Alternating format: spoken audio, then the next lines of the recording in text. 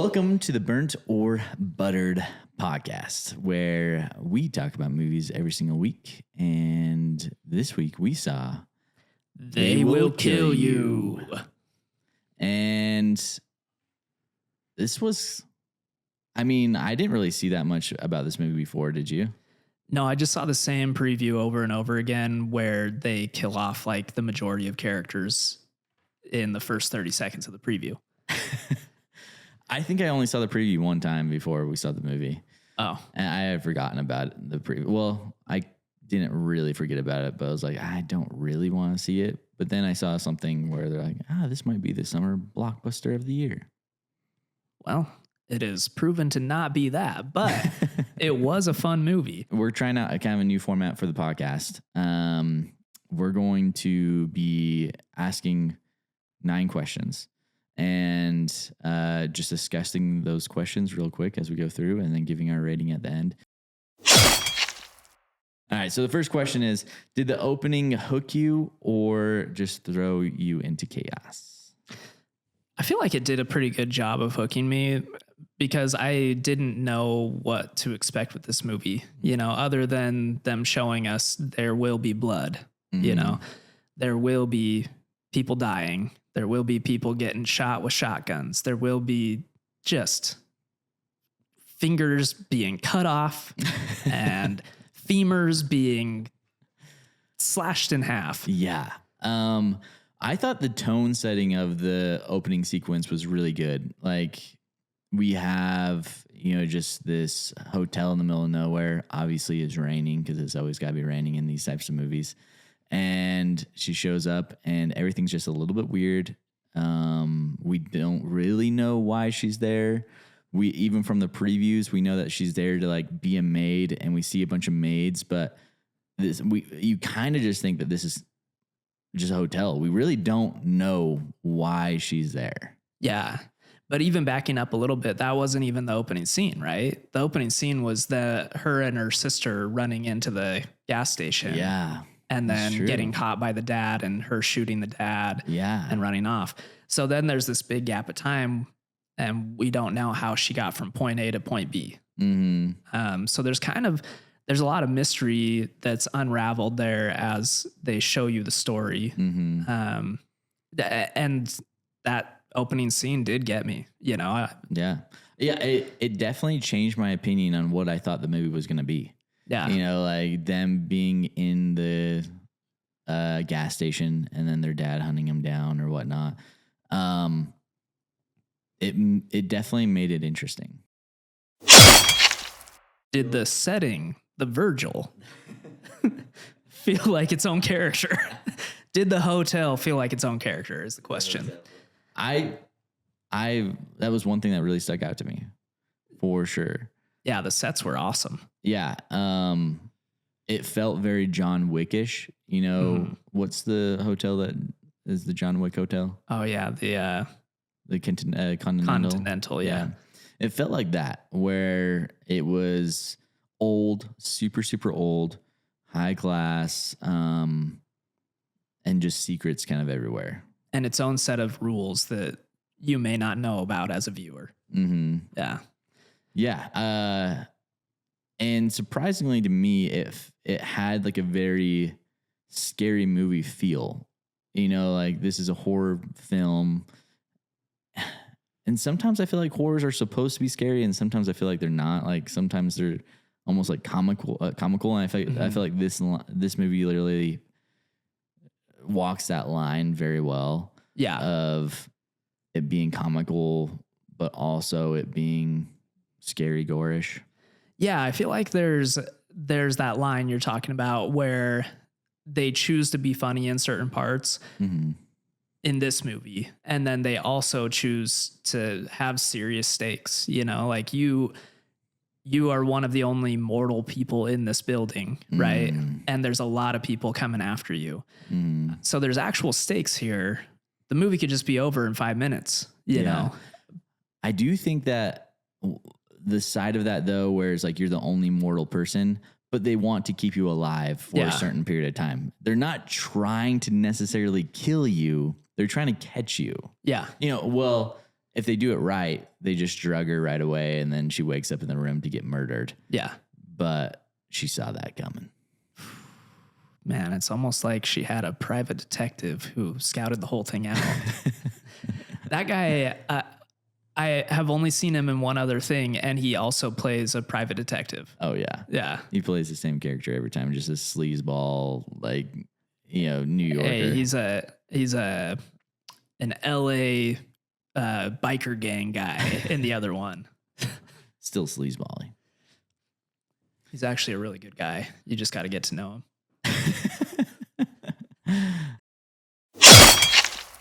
All right, question 3.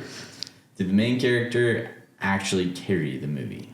Yeah, I think I was trying to think of who else could do that character, and there's probably many people who could do it, right? Well, there's Ready or Not. Right. It feels very reminiscent of Ready or Not. So yeah, I mean, Samara Weaving does a great job as that character in Ready or Not. Zazie Beetz does a great job as this character who has, I don't know if training's the right word, but has gone through some stuff to where she can, it's believable that she could do some of these things. I do feel like the way that she portrayed this character, or the way that was shot, directed, whatnot, it was believable enough that you bought into the story. Yeah. Especially with that opening clip, or that opening scene where this giant dude is coming after her, and it's her dad, who assumedly has beaten and abused them their whole growing up, right? Or Satan, Yeah. One of the two. And the unclean soul went into the pig. Were the kill scenes creative or just shock value? I feel like there was a little bit of both, where sometimes the scenes were just gratuitous, right? But they found an interesting way to shoot a lot of these scenes, making it feel like different genres and stuff, like making some of the fight scenes feel like an anime, making some of them feel like just just a knockdown, throwdown, thing. Yeah, I feel like the resurrection part of the movie really changed the way that the killings could happen or would happen, and especially how the bodies are reanimated, with or without certain limbs or whatnot, made it more interesting and different to watch. Yeah. And in some ways, I feel like dehumanized them in the way that it wasn't so hard to watch this really gory action happen to them, because you're like, they're still alive type deal. Well, and they're Satanists, so yeah, like they're people who sacrifice people to a demon, so they're already a little dehumanized. But true. Especially more where they can resurrect, and so there's no real stakes on that side, right? You're not worried about Tom Felton dying in the first 20 minutes of the movie. You're like, come on, you put him in this for 5 minutes and then he's dead. Dude, I thought it was a huge swing, and I was like, man, I got to hand it to him. Yeah. Part of me wishes that he didn't resurrect, because I thought that was just, it was like, man, that was so brave. Why would you do that? The shock value is there. Like, I saw it in the trailer, but still. Yeah. But then even when he walks out, I feel like the shock value of that, right? Because he was the last one to walk out. You're like, oh, okay, so everybody else is limping out and stuff, and then he walks out with his head. Yeah, you're like, maybe he won't come back out because his head was chopped off. So maybe that's the trick. Yeah. Behead. Did the tone work, or was it all over the place? I felt like the tone worked. They had, like I was saying earlier, they had moments that were supposed to be funny. They had some shock value, gore. But then there were real stakes where real things could happen, and they could have just kept rehashing the same thing, but they were like, oh, there's other stuff going on right now. Like, we've obviously got our feelings, but in the end, we're still sisters. We still care about each other. Yeah. And I think like the underlining tone of it of I'm not going to leave you this time, you know, type of deal. And then her sister still being like willing to sacrifice herself, you know, as far as, you know, she had to stay with the dad, but then also, you know, her literally sacrificing herself for her sister. I thought it was the story arc of those two was cohesive and it worked well. But also tonal wise, I thought that the styles, like we had talked about a little bit earlier before, were super interesting and fun. That cutout scene and in the tunnels, that was very Wes Anderson-esque. Yeah. Yeah. I mean, I thought the tunnels were amazing. And you pointed that out when we very first left on the movie, where you're just like, man, that felt very Wes Anderson, Fantastic Fox type of feeling, which it did. It was fun. It was cool to see that kind of cut out version of the set. Was it actually scary or just intense? It's a tough question. When she gets into the hotel, the first like 15 minutes of her being in her own room was actually scary to me. Yeah. Like the person in the vent, her hearing something in there breathing, but not seeing it, knowing that we could tell that she knew something was up, but we didn't know exactly how much she knew. Yeah. And then the foot licking and the drooling. Yeah. I mean, that would freak anybody out. It was kind of intense. I mean, to me, that was scary, but then it just got intense. Yeah. Yeah. And even towards the end, like when the beast goes into the unclean thing, you know, or whatever it is, that wasn't really scary. It was just like a natural progression of the story, it felt like. Yeah, it felt at that point we had gotten to the ridiculous side of things. And so it felt too far on the side of ridiculous to be scary. Yeah. In my opinion. But it was a fun, ridiculous side. Yeah. You know, it wasn't like too much.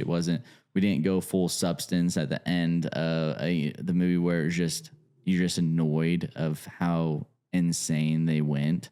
Well, that was something that you had brought up before, was that this one did it right with the gore, where they had it throughout. So it didn't catch you off guard when it was just something so random at the very end. Yeah. I feel like the freaking thing that all horror movies did in 2025, not all of them, but most of them, is like you have an amazing story, camera works next level, color grad's insane, the performances are amazing, and then just to throw it into a horror category, we gotta have all this crazy gore in the last 15 minutes. And it just drives me insane every time. We're just like, we just do this to throw this in a category, but it ruins the movie for me. Where this, it felt like it was supposed to be happening the whole time. Yeah. And it was so blatant and obvious, you know, like when she cuts off the dude's foot and it just like spurts. Yeah. Like the first gore scene, you know what you're in for, you know, and they just keep that up throughout the whole movie. So it felt natural. Yeah. It felt consistent. Did the story matter, or was it just there to move things along? I felt like this one, the story actually mattered because they set the tone so early, right? They let you know that this is a story about two sisters who had a bad experience growing up, you know, and then they're estranged, they're apart from each other, and they still want to take care of each other. Yeah, I think the one thing I liked about this movie too is that it had a lot of different dimensions of story. Like you have the story of the two sisters, then you have the story of the people that decided to become immortal and why they decided to become immortal. And you have the story of the husband and wife, and the husband just is kind of done doing all these evil things, where he's like, originally we kind of had a purpose and now we're just fulfilling our selfish needs. And so I feel like there was a lot of dimension to the movie that really helped it carry on instead of it just being one dimension.